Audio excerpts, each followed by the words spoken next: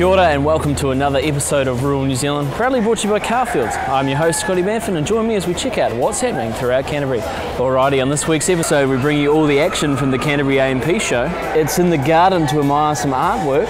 We get the latest law advice from Harman lawyers. But first we're in the factory with the NZ Yarn team.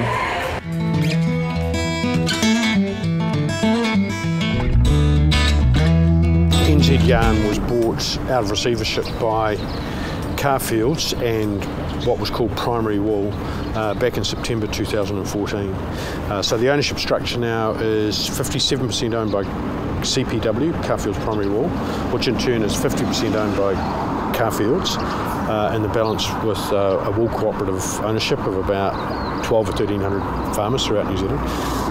And the other 43% of the NZ Yarn business is 40 odd investors who are mainly sheep farmers. With Carfields and the ownership CPW, we've got a purely vertical or a vertical operating model, which is quite unique for a carpet yarn spinner. There's no other carpet yarn spinners around the world that have wool growers that own them. So we can source direct from growers who we know, we can handpick them for their attributes and their vegetable matter free, and we hope to be able to offer contracts in the future, so we take the risk out of wool price for the grower and for us and also the end customer. The business has been going since the mid-70s. It supplies carpet yarn to carpet manufacturers around the world. The process is we buy scoured wool. It's scoured in Timaru, it comes here, we buy half our wool through our shareholders, our farmer wool grower shareholders, and we dye it, we card it, we spin it, we twist it, and in some cases we chemically set it, put it on a cone and send it mainly to Australia to carpet manufacturers there. But we're increasing our sales, growing our business in North America, which is very important to us. I wanted to know more, so Colin welcomed us in for a tour of the plant. We have about 55 staff. We've taken on 10 staff latterly to change from a 4-day, 12-hour shifts to 5 days, 24 hours a day. And in terms of production, how much wool would you produce a year? This year we'll do around 1 million kilos, and we've got plans to lift that to 1.4 million over the next 3 years. This is scoured wool as it arrives from Timaru, about 420 kilos in a bale, and it arrives in sort of 20-tonne lots, which is about a week's production for us. This is called stock dyeing. Yep. So we've got a variety of sizes of that, and we put scoured wool direct into these. We mix up the dye stuffs. It then goes this is a carrier. It then goes into a vat.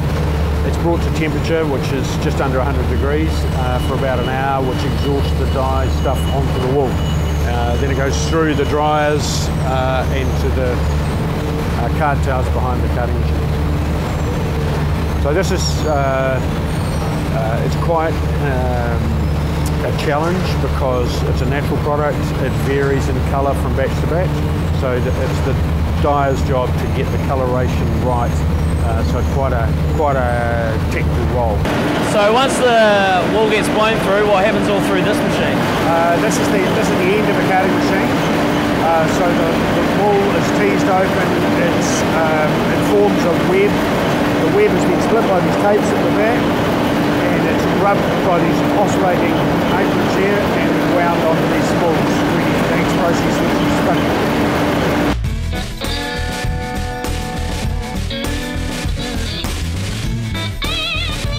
This is chemical setting.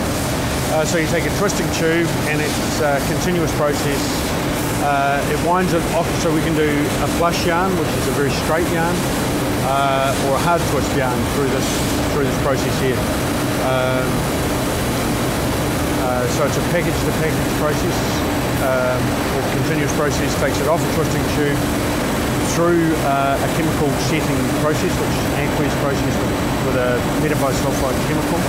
Then through a dryer, and then wound onto a cone ready for the spec.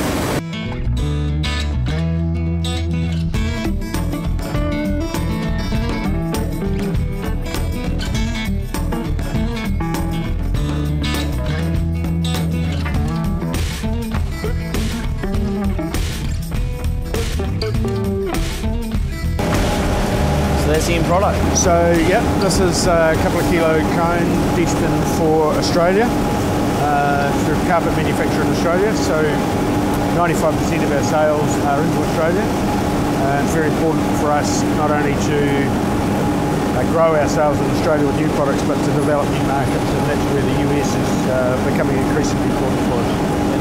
And from start to finish, how long would it take from the bale arrives to that? How long would it take? Okay, from order to delivery, we want it to be under 8 weeks. From issuing in the dye house through to here, best part of a week. The future of wool, well, this is my philosophy, is that it's in high-end residential. It's producing differentiated yarn systems that produce wall-to-wall products that are rug-like construction.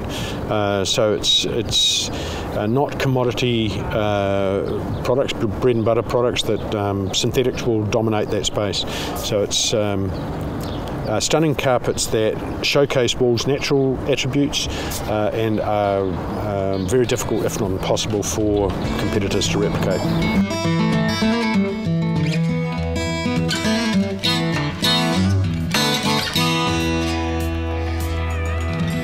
Cool to see the processes that go into making a yarn. Alrighty, stay tuned on Rural New Zealand, because after the break we're at the Canterbury A P Show. See you guys then.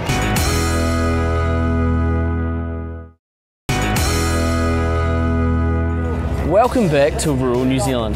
Now in its 154th year, we've come to see what 100,000 visitors are going to look at over these 3 days.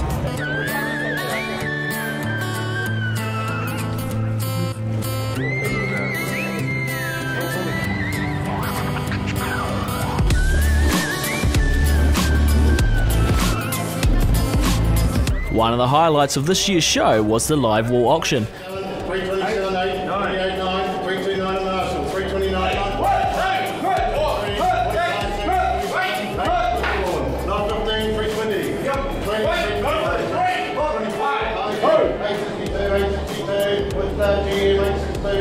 The President even had his wool up for sale. Oh, Warwick, I've just pulled you out of your live auction. Were you ever selling your own wool? That's correct. We were lot number one at the first wool sale at the Canterbury A P Show, so that was quite a privilege to be given that lot. But yeah, it's an interesting day. Interesting day today with the wool sale.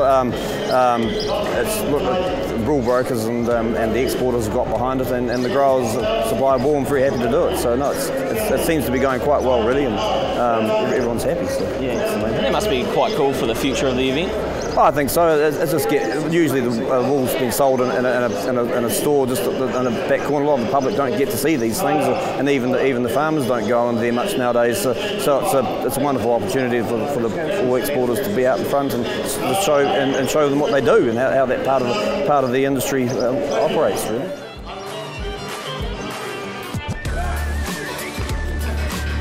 With a recent interest in boar breeding, I decided to see what the boys had to offer. It's a really tough class today because we had purebreds against crossbreds, and you also saw some of our national captain cookers, which makes it a bit hard. I went for the quality of the pig in the end, the one that had reproductive values, and the hams and loins. Those are the cuts of meat we need to make any money. Like so, this pig just going past there. If you've got a quick shot on him, he's got everything. Got that meat where the money's made. So yeah, pigs so have to stand on their feet to be any good at breeding. They have to have the teatings and everything like that in the right place. So that's what we were looking for. And I know the young fellas here all thought it was a good day out and have a bit of fun. And yeah, but there were some good pigs and really well brought forward, and that was what we were looking for. Yeah.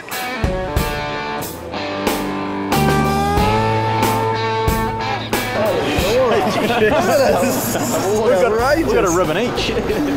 So that must be pretty exciting, coming away for Supreme Champion and all the other awards. Absolutely, yeah. No, we did a lot better than we expected. Hard work's finally paid off. Yeah. We're a little nervous coming into it today. There's a lot more competition this year, so it's good to come out with a win. And you guys actually won last year, so what kind of steps do you take to get the Boar up to speed? So yeah, we knew what feed we needed this year. Yeah, feed and I guess preparation too. Yeah. Brian had quite the lifestyle before the show. He'd actually help muster. So he'd help us follow the cattle down the lane. The cattle didn't like him, so he was quite handy getting the cattle out of the paddocks. Almost like a working dog. Yeah, real terrible hunt away. Yeah.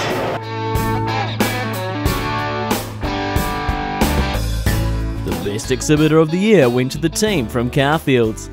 And you must be pretty stoked with winning Exhibitor of the Year. It's actually been, yeah, it's real great. Yeah, great achievement to have. You know, it's sort of a bit of a team effort for everyone, but it's, yeah, we put a lot of work into it, so it's good to be recognised for what we've done. And talking about work, how long did it take to set this all up? There's a bit of lot of pre stuff going on before, and like organising sites and stuff like that, and we sort of started laying stuff out here on Thursday lunchtime. So I think the pivot just there came in about 10 o'clock, and yeah, we started just after that bringing the machinery in and putting it in place.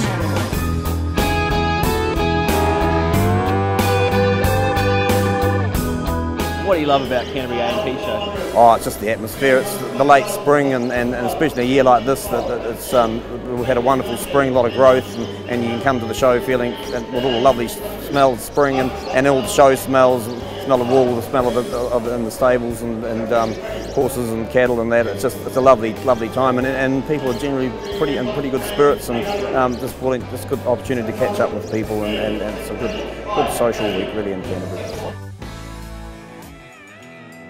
Well, another fantastic show. Well done to the organising committee. Alrighty, stay tuned on Rural New Zealand, because after the break we get some advice from Harman lawyers and we check out some art in the garden. See you then.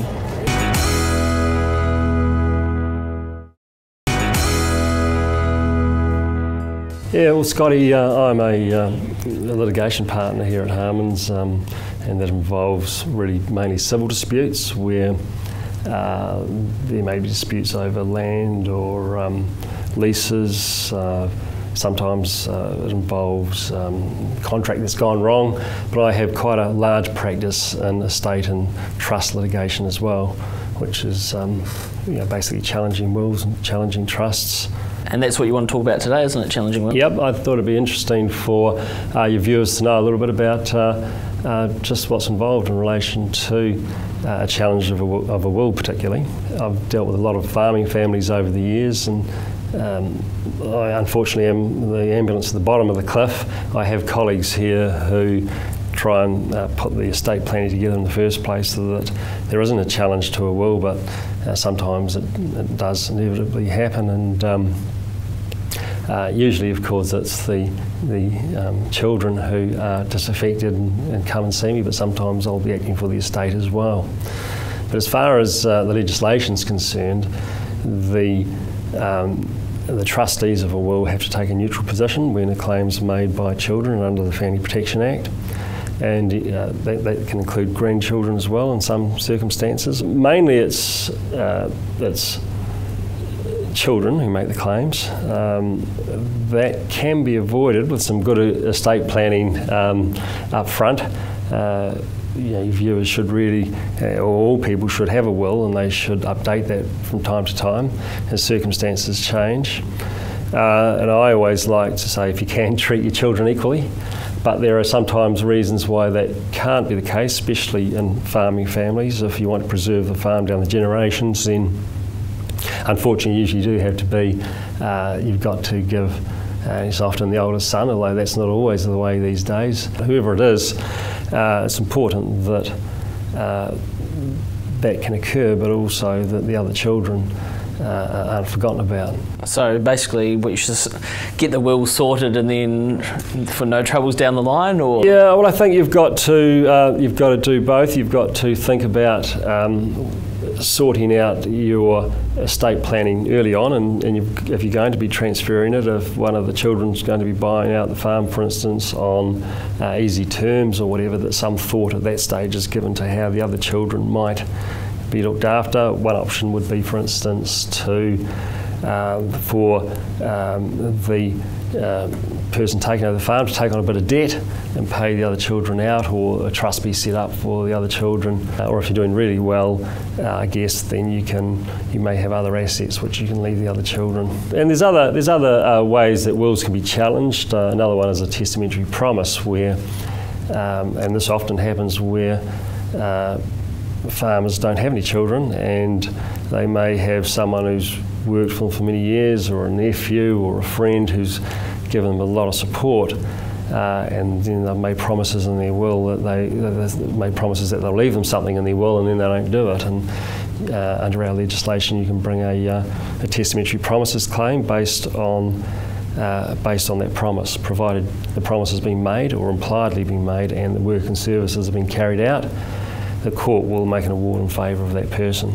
Yeah, so the best bet would be to get that one down on paper, and because it's probably all hearsay later on. Yeah, it's really important that you address it. It's what you don't want to do is to be in a position where you're left with people saying he said this and she said that, rather than having it written down on paper. If you got there on paper that I definitely said to this person that they weren't to get anything, or if you did make them a promise, then it should be in the will.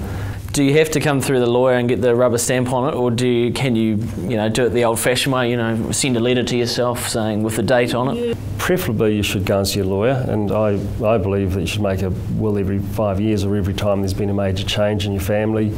One of your family members has perhaps got married, one of your children, or someone's passed away.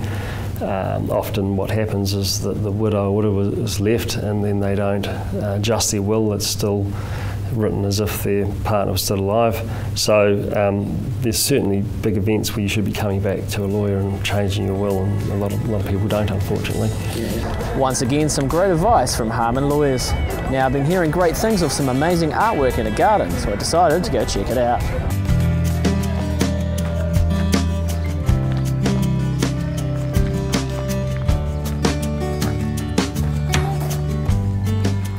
Every year we have this exhibition, which has been running for 14 years now, and we have sculpture set around the garden here, which is Flaxmere Garden. It's a garden of national significance, which means it has to be at a level and rated to be, one of the best gardens in New Zealand. So you're guaranteed to be visiting an incredible garden. And then we have a barn which has been converted into a gallery space. We've got paintings and photography, ceramics and glass and jewellery pieces, so almost 500 works altogether. And where does sort of most of the artists come from? All around New Zealand, so Dunedin all the way up to Northland and Christchurch, including our guest artists this year. We have a guest artist who paints, Michael Eaton. He lives in North Canterbury.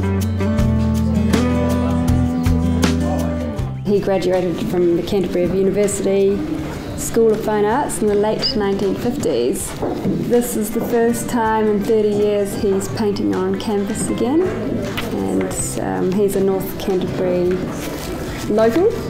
There is much to tell about Michael's career, starting from the early 50s, 60s, when Michael joined the group, who then formed the 2020 Vision Initiative, and his contemporaries then included artists such as Colin McCann, Ralph Hotary and William Sutton. Our guest sculptor is Lou Summers, who lives in Sumner. So yeah, we're very excited to have them in our show this year. Lou Summers is a Christchurch artist, and he's one of New Zealand's most distinguished sculptors. He has exhibited widely during his career in solo exhibitions, but also with other great New Zealand artists. Yeah. And how did you sort of get involved with organising everything? That's right, yes. Well, I live just down the road, and I moved to North Canterbury over 10 years ago, and was introduced to the ladies who have been running the show until 2 years ago, and I just showed some interest to them that I would like to get on board, and they were keen to see the event continue on to the next generation, basically. My mother is a ceramic artist, and she has some works in the show, and she also works in the show for me, helping, and I guess that's where the interest came from in art. And so I've studied it, in BA in art history, but not a practicing artist, no. I guess you could say majority from Christchurch, but we've had ticket sales from New Plymouth, Remuera, Dunedin, Blenheim, so all around the country, and we do get a couple of group bookings, including from Australia. That's pretty exciting for you though, isn't it? Yeah, nice to meet all these different people, and they're either inspired by the garden and by chance the art as well, or they come to see the art and then are blown away by the garden. So it's a really good platform for the sculpture, something so unique. I love promoting and working for all of the artists that exhibit here. So, there's so much work that goes into each piece of work for each artist, and it's just a time to collaborate with them and share their work with all of our visitors. We have a lot of loyal artists that keep coming back, and so we'll just be doing this for as long as it can be. Yeah, and if people want to exhibit, how do they sort of go about that? Yes, we have a website, and that's just artinthegarden.co.nz. So every March we are open for entries for artists, and they can submit their works. Well, thanks for joining us today on Rural New Zealand from the Canterbury A P Show. I certainly hope you enjoyed it. Just remember to give us a like on Facebook, and if you're silly enough to miss an episode, you can watch it on demand. Catch you guys next week when we find out who wins the South Island Farmer of the Year. See you guys then.